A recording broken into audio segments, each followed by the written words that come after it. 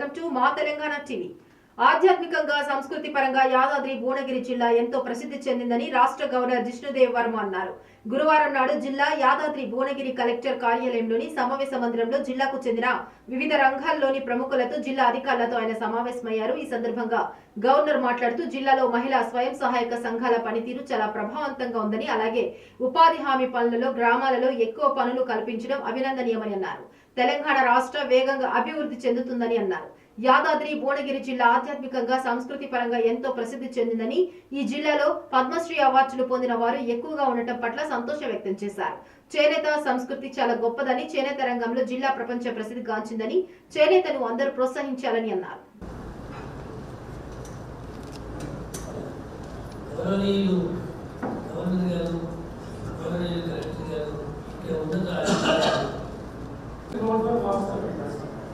So, Gajan Govardhan, he got Padma Shri Award in 2011, sir.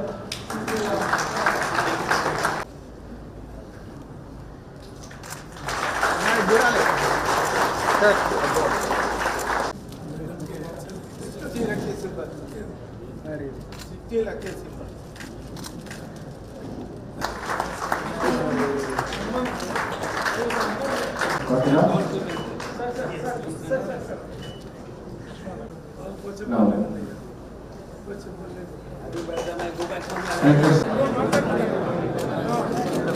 Okay. क्या हिंदी में बोलूं? हाँ सर. मैं शुरू किया था इधर से ही, लास्ट है मेरा ये प्रोग्राम इधर कार्यक्रम. इसके बाद हम हैदराबाद जाएंगे.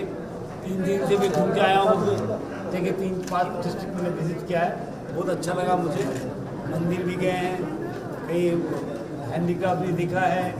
तो तेलंगाना का जो उन्नति हो रहा है उसका फीलिंग मुझे आ गया है. కొమరం భీం ఆసిఫాబాద్ జిల్లా సిర్పూర్ మండలం వేంపల్లి వద్ద కారు అదుపు తప్పి కల్వర్టును ఢీకొనడంతో ఒక్కసారిగా మంటలు అంటుకున్నాయి. ఈ ప్రమాదంలో కారు పూర్తిగా కాలిపోయింది. చింతల మారిపల్లి మండలం రవీంద్రనగర్లో నివాసముండే వాసుదేవ చక్రవర్తికి చెందిన హుండాయ్ కారులో తన బంధువులను కాగజ్నగర్ రైల్వే స్టేషన్లో దింపి తిరిగి వస్తున్న క్రమంలో రాత్రి 2:30 సమయంలో ఈ ఘటన జరిగింది. కారు యజమాని అయిన వాసుదేవ్ కు గాయాలయ్యాయి. డ్రైవర్ సంజుకు గాయాలు కాలేదు. స్థానికులు అందించిన సమాచారంతో పోలీసులు, ఫైర్ సిబ్బంది మంటలు ఆర్పారు.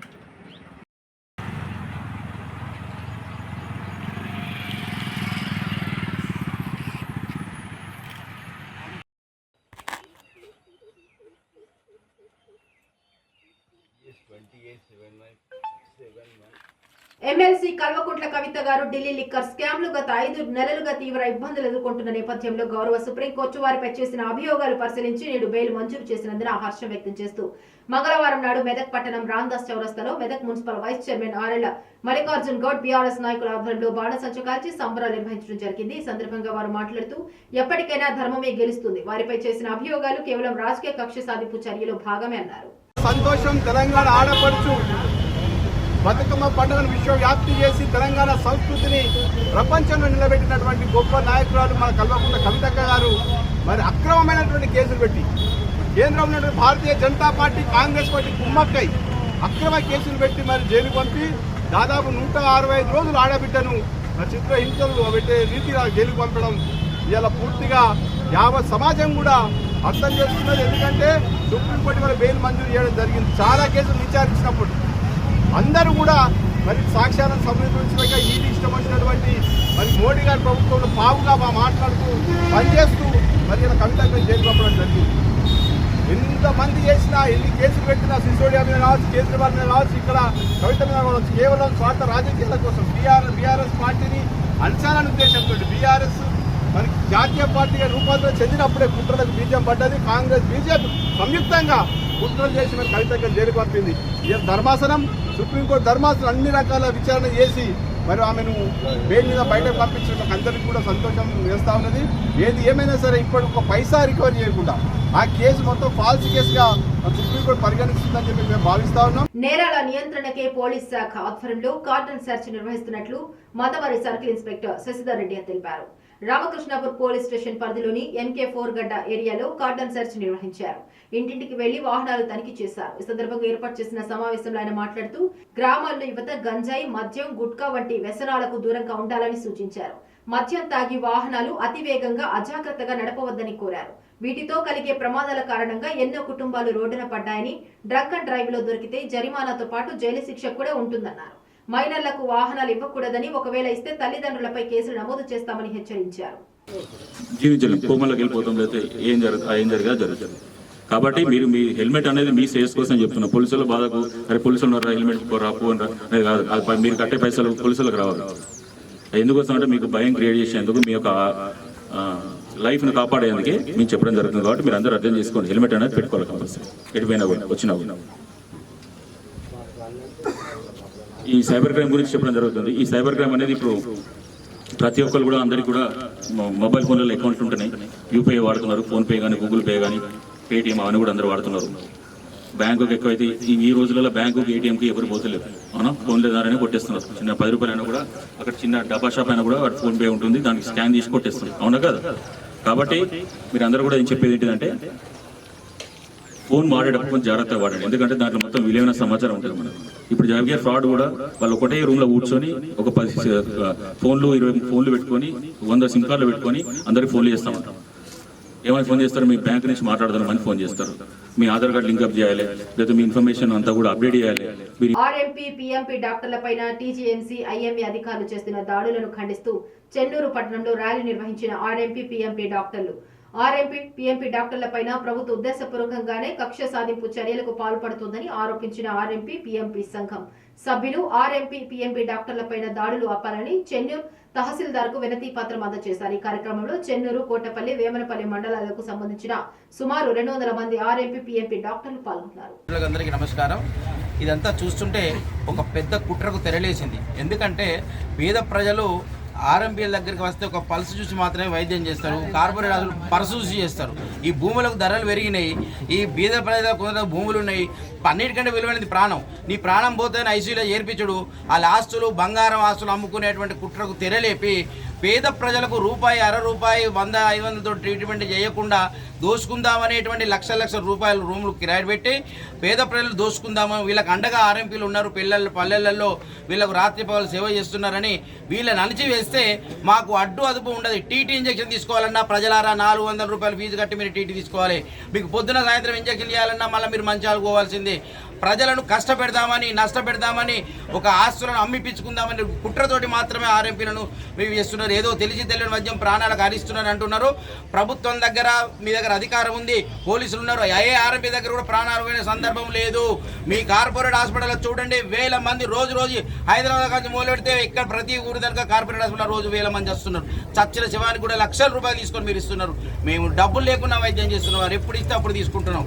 దాన్ని సహించలేక ఆస్తులు అమ్మించుకునే అల్వాల్లోని ఫుట్బాల్ గ్రౌండ్ సందర్శించిన నగర మేయర్ గద్వాల విజయలక్ష్మి ప్రతి ఒక్కరూ విద్యతో పాటు ఆటలలో అలరించాలని సూచించారు. అనంతరం ఆ కాలనీ వాసులు ఈ ప్రభుత్వ గ్రౌండ్ ను కొందరి ప్రైవేటు వ్యక్తులకు అప్పగించారని, వాళ్ళు అధిక ఫీజులు వసూలు చేస్తున్నారని ఫిర్యాదు చేశారు. దీనిని మళ్లీ ప్రభుత్వమే చేపట్టి ప్రతి ఒక్కరికి క్రీడలను అందించాలని తెలిపారు.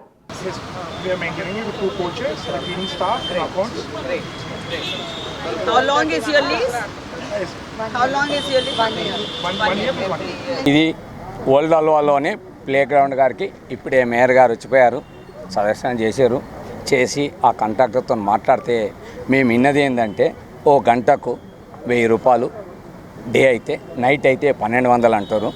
కానీ ఒక 5 గంటలు ఆడాలన్నా రోజుకు 5000 అవుతాయి, నెలకు 150,000 అవుతాయి. గవర్నమెంట్ జాగాల కాంట్రాక్ట్ ఇచ్చినందుకు మేము సంతోషిస్తున్నాం. మెయింటెనెన్స్ అవుతుంది కానీ తక్కువ బడ్జెట్తో చేయాలనేది మనవి. ఈ గ్రౌండ్కు పెద్ద చరిత్ర ఉన్నది. ఎందుకంటే పక్కకు హోమ్ ఫర్ ఏజ్ ఉంది. దానికి మాజీ డిఎస్పీ గారు దాన్ని మెయింటెనెన్స్ చేస్తుంటే, డీజీపీ గారు మద్రాసులో తమిళనాడు గవర్నర్ వాళ్ళకు ఫ్రెండ్ ఉండి ఇది గవర్నమెంట్ తరఫున బాగా ట్రై చేయడం జరిగింది. తీసుకొని హోమ్ ఫర్ ఏజ్ కడదామనే ఆలోచనలో ఆయన చాలా ఏంటంటే గవర్నర్ గారు ఉన్నారు కాబట్టి బాగా ట్రై చేయడం జరిగింది.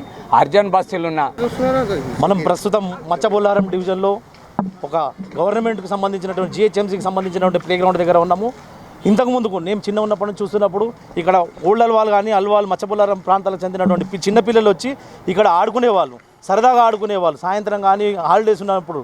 కానీ ప్రస్తుతం జిహెచ్ఎంసీ కాంట్రాక్టర్లను పెంచి పోషిస్తున్న విధంగా ఉన్నది. ఇప్పుడు ఇక్కడ చేసినటువంటి ఈ బాక్స్ క్రికెట్, ఫుట్బాల్ రోజుకు 1 గంటకు 1200 రూపాయలు. మత్స్యబోలారం డివిజన్ కృష్ణానగర్లో శ్రీ శ్రీ రేణుకా ఎల్లమ్మ విగ్రహ ప్రతిష్ఠ మహోత్సవం వేడుకలు ఈ రోజుతో ముగింపు పలికారు. ప్రాతకాల పూజలు, ప్రత్యేక పూజలు, యంత్ర పూజ, అమ్మవారి ప్రతిష్ఠ, అభిషేకంను, హోమాల పూర్ణాహుతి గావించారు. తదనంతరం అమ్మవారికి అలంకరణ, భక్తులకు దర్శనం మొదలగు కార్యక్రమాలు నిర్వహించిన పి రాజేశ్వర శర్మ, మురళి పంతులు, గిరీష్ శర్మ, వేణు కుమార్ శర్మ. ఈ కార్యక్రమంలో ఆలయ కమిటీ పెద్దలు రాజేష్, రమణి, సాహిత్, రూపిక, జయరాం యాదవ్, అశోక్, శాలిని, శంకరమ్మ, అరవింద్ కుమార్, సర్వేష్ యాదవ్, రాజయ్య పాల్గొన్నారు.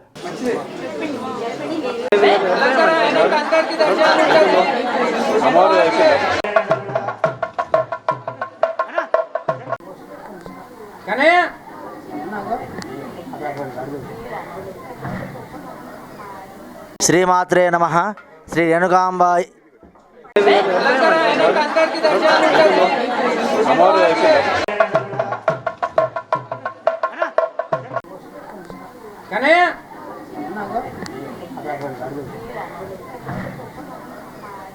శ్రీమాత్రే నమః. శ్రీ రేణుకాంబ అల్వాల్ శ్రీ బాలాజీ దేవస్థానంలో శ్రీ లక్ష్మీ సుదర్శన యాగాన్ని గత 2 రోజుల నుండి నిర్వహిస్తున్నట్లు ఆలయ అర్చకులు తెలిపారు. ఈ కార్యక్రమంలో భక్తులు అధిక సంఖ్యలో పాల్గొని యాగాలు నిర్వహిస్తున్నారు.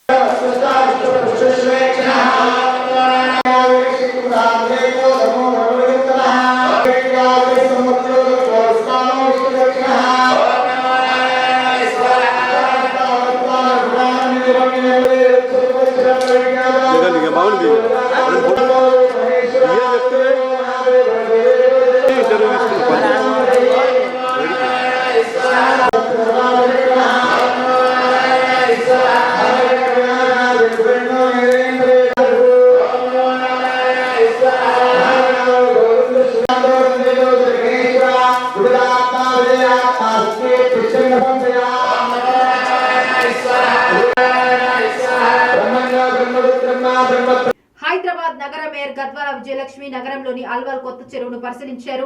అల్వాల్ చెరువు వద్ద ఉన్న మైదానం వద్ద వినాయక నిమజ్జన నేపథ్యంలో ఏర్పాట్లపై పరిశీలించారు. వినాయక చవితి వచ్చేసరికి నిమజ్జనానికి సంబంధించిన అన్ని ఏర్పాట్లు కూడా పూర్తి కావాలని అధికారులను ఆదేశించారు. అన్ని శాఖల అధికారులతో కలిసి సమన్వయం చేసుకుంటూ వినాయక చవితి నిమజ్జనాన్ని సజావుగా శాంతియుతంగా నిర్వహించేందుకు ఏర్పాటు చేయాలని సూచించారు. ముఖ్యమంత్రి నిర్వహించిన వినాయక ఉత్సవాల సమీక్ష సమావేశంలో నిమజ్జనానికి సంబంధించి తీసుకోవాల్సిన జాగ్రత్తలు, ఏర్పాటు, రహదారుల నిర్మాణం, భద్రతా అంశాలపై చర్చించినట్లు తెలిపారు. ఈ కార్యక్రమంలో కార్పొరేటర్లు శాంతి శ్రీనివాస్ రెడ్డి, సురేందర్ రెడ్డి, శ్రీనివాస్ గౌడ్, కేజీ రాజు, మల్లేష్, సయ్యద్, సాజిద్, అధికారులు, zonal commissioner Apoor Chauhan, Alwal deputy commissioner Srinivas Reddy, circle inspector Rahul Dev మరియు కార్యకర్తలు, అధికారులు పాల్గొన్నారు. కార్పొరేటర్స్ కి ఇక్కడ ఉన్న అందరికీ కూడా చెప్తే ఇమీడియట్ గా ఆఫీసర్స్ కి చెప్పి we will get it done. ఏదున్నా వరకు ఈ గణేష్ ఉత్సవాల సెలబ్రేషన్ సందర్భంగా ఈ రోజు అన్ని నేను షేర్లింగపల్లి జోన్ కానీ అన్ని 6 జోన్స్ కూడా పర్యవేక్షణ జరగడం జరుగుతుంది. ఎందుకంటే ఈ రోజు చెరువులు, ఎస్పెషలీ చెరువులు, ఎక్కడైతే లేక్స్, బేబీ పాండ్స్ అవన్నీ కూడా చూడడం జరుగుతుంది. అండ్ అక్కడ జిహెచ్ఎంసీ తరపున ఏదైతే మేము ఇవన్నీ కూడా అరేంజ్మెంట్స్ చేయాలో ఎక్కడా కూడా తక్కువ లేకుండా అన్ని డిపార్ట్మెంట్స్తో సమన్వయంతో పాటు అన్ని డిపార్ట్మెంట్స్ కలుపుకుంటూ, అంటే ఎలక్ట్రిసిటీ కానివ్వండి, వాటర్ డిపార్ట్మెంట్ కానివ్వండి, R&B కానివ్వండి, పోలీస్ కానివ్వండి, జిహెచ్ఎంసీ కానివ్వండి, హెల్త్, ఇక అన్ని డిపార్ట్మెంట్స్ని మేము కలుపుకుంటూ పోతూ ఈ ఎవ్రీ లేక్ లోపల వాటర్ హైస్నెస్ మీరు చూసినట్టయితే గుర్రబ్ డెక్క ఇవన్నీ కూడా క్లీన్ చేయించి మళ్ళీ బ్యూటిఫికేషన్గా, అది ఇప్పుడే కాదు ఈ లేక్స్ని మేము తీసుకుని దాన్ని బ్యూటిఫికేషన్ చేయాలని కూడా మేము అనుకుంటున్నాము. అంటే పర్మనెంట్గా మెయింటెనెన్స్ కూడా చేయాలి అనేసి ఒక ఉద్దేశంతో ఈరోజు అన్ని లేక్స్ కూడా మేము తిరగడం జరుగుతుంది. అయితే ప్రత్యేకంగా ఈరోజు అంటే ఈ 10 రోజుల పాటుగా ఏదైతే ఉత్సవాలు జరుపుకుంటున్నామో అన్ని పీస్ఫుల్గా ఎవ్రీవేర్ అందరు కార్పొరేట్. బాలనగర్ డీసీపీ కార్యాలయంలో మేడ్చల్ డీసీపీ కోటిరెడ్డి మీడియా సమావేశం.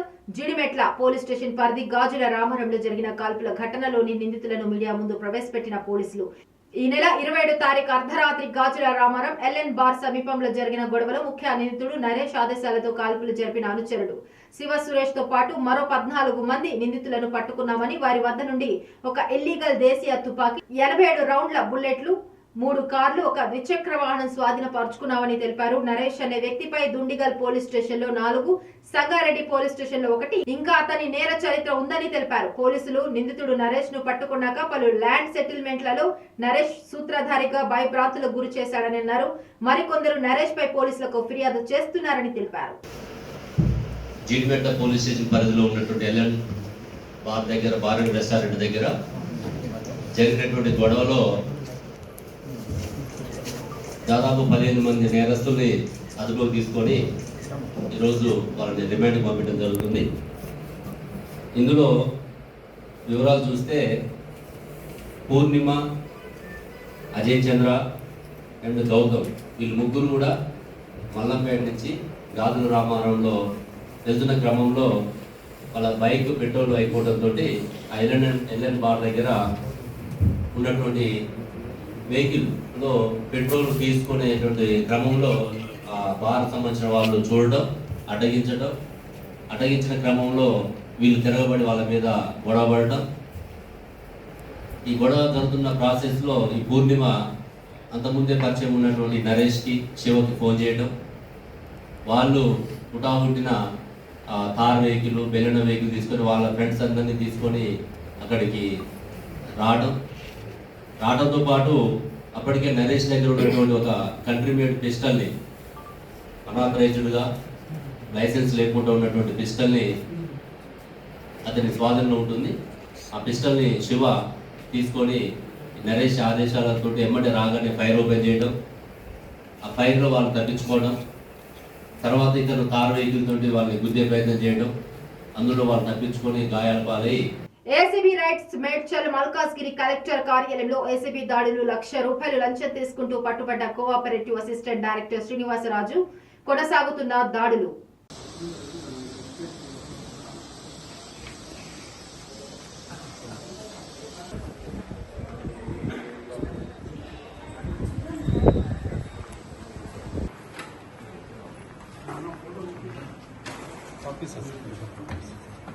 పట్టుకుంటాయి ఈ దాకా వచ్చినాక ఏమున్నా సార్, ఇక అయిపోయింది కదా.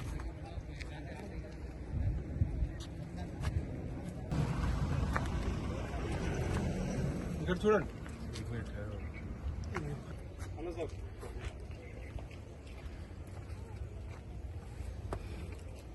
ఎంత తీసినా అంతే ఉంటుంది. ఈరోజు మేడ్చల్ మల్కాజ్గిరి కలెక్టర్ ఆఫీస్లో గల ఈ డిస్ట్రిక్ట్ కోఆపరేటివ్ డిస్ట్రిక్ట్ రిజిస్టర్ ఆఫీస్లో అసిస్టెంట్ రిజిస్టర్ మీద 24th ఆగస్ట్ నాడు ఒక కంప్లైంట్ వచ్చేది. నవభారత్ కోఆపరేటివ్ బ్యాంక్కి మరియు ఫిర్యాదుదారుడికి మధ్యలో కొన్ని డిస్ప్యూట్స్ వచ్చాయి. ఆ డిస్ప్యూట్స్కు ఆర్బిట్రేటర్గా ఇక్కడ ఉన్నటువంటి బొమ్మల శ్రీనివాసరాజు అని చెప్పేసి అసిస్టెంట్ రిజిస్ట్రార్ని ఆర్బిట్రేటర్గా నియమించారు. ఈ ఆర్బిట్రేషన్ కోసం అని చెప్పేసి ఇతను 24th ఆగస్ట్ నాడు ఒక ₹5 lakhs డిమాండ్ చేశాడు. ఆ రోజు కంప్లైంట్ మాకు అప్రోచ్ అయ్యాడు. అయితే ఆ 5 lakhs ఇవ్వలేను అని చెప్పేసి ఈ దాదాపు ఒక 1 week నుంచి ఫిర్యాదుదారు ఇక్కడ తిరుగుతున్నాడు. తర్వాత 1 lakh మాత్రం ఇవ్వగలుగుతానంటే ఈరోజు 1 lakh తీసుకోవడానికి అతన్ని రమ్మని చెప్పారు. మేము కూడా టీం తీసుకొని వచ్చాము. వచ్చాక కింద పార్కింగ్లో ఈ అక్యూజ్డ్ ఆఫీసర్, సస్పెక్టెడ్ ఆఫీసర్ ఉన్నారు, శ్రీనివాసరాజు గారి కారు ఉంది, స్విఫ్ట్ కారు. ఆ కారు చూపించేసి కిందికి పంపించాడు. ₹1 lakh ఈ మధ్యలో కేసెస్ ఎక్కువ అవుతున్నాయి, ఏసీబీ కేసెస్ రైడ్స్ అవుతున్నాయి, పట్టుకుంటున్నారని చెప్పేసి కార్లో మనీ పెట్టమని చెప్పాడు. ఇక్కడ నుంచే ఈ బాల్కనీ నుంచి నిలబడేసి అతని కీ చైన్ యూజ్ చేసి అన్లాక్ చేశాడు. కంప్లైంట్ అక్కడ కిందికి వెళ్ళేసి మేము కూడా టీం అక్కడ పక్కనే ఉన్నాం, కార్ పక్కనే. కార్లో ఫ్రంట్లో ఉన్న డిక్కీలో మనీ 1 lakh పెట్టాక మళ్ళీ ఇతను లాక్ చేసుకున్నాడు. ఇక్కడ నుంచే చేసుకున్నాక ఇమీడియట్లీ మేము టీంతో సహా ప్రపంచానికే జ్ఞానాన్ని ప్రసాదించే సరస్వతి క్షేత్రం బాసరలో మహిళలందరికీ సంపూర్ణ సౌభాగ్యము, దీర్ఘ మంగళ్యతత్వంతో పాటు అమ్మవారి అనుగ్రహం పరిపూర్ణంగా ఉండాలనే తత్సంకల్పంతో నేడు సుమంగళచే శ్రావణ లక్ష్మి వ్రత కార్యక్రమం అంగరంగ వైభవంగా నిర్వహించారు. వరలక్ష్మి వ్రత పూజ, అమ్మవారి వ్రత కథ, త్వరగ్రంథి పూజ ధారణ, లక్ష్మీ నామ అర్చన చేసి అమ్మవారి ఆశీస్సులు అందించి ప్రసాద వితరణ చేశారు. ఈ కార్యక్రమంలో బాసర నుండే కాక చుట్టుపక్కల గ్రామాల నుండి మహిళలు అమ్మవారి దర్శనానికి విచ్చేసినటువంటి మహిళా భక్తులతో పాటు సహాయ నిర్వహణాధికారి, సిబ్బంది, ఆలయ వైదిక బృందం భక్తులు అధిక సంఖ్యలో పాల్గొన్నారు.